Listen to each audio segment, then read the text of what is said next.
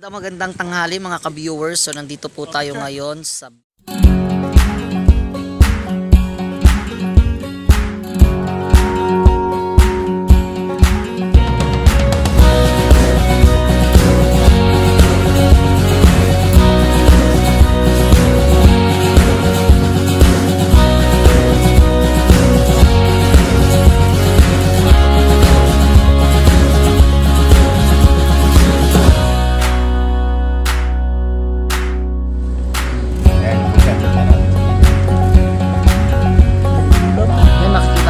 nasa ayun, laki eh.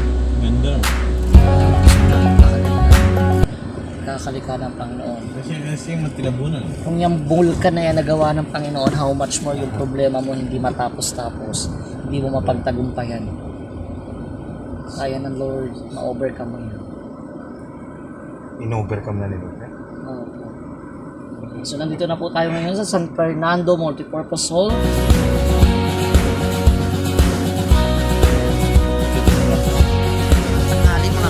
So nandito po tayo ngayon sa Bicol. Makikita po natin yung Mayon Volcano.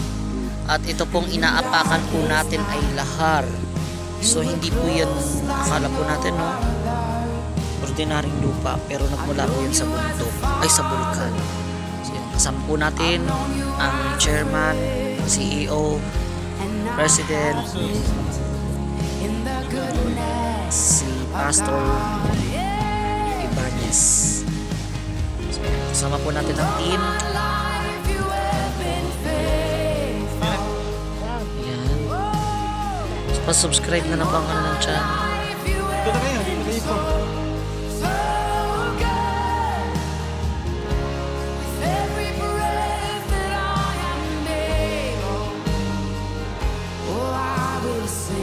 Sa harap dito, harap ko. Sa likas may nasa harap ka na eh. Ito ang harap na harap. Harap. Tigil tayo. Tigil na, tigil na. Napakamaya sa akin si Pastor, nauna niya. Tigil na tayo. Tigil din, nakita tayo. Picture mo na kayo. Hindi, babakay. Picture agad. Naka-earphone kayo.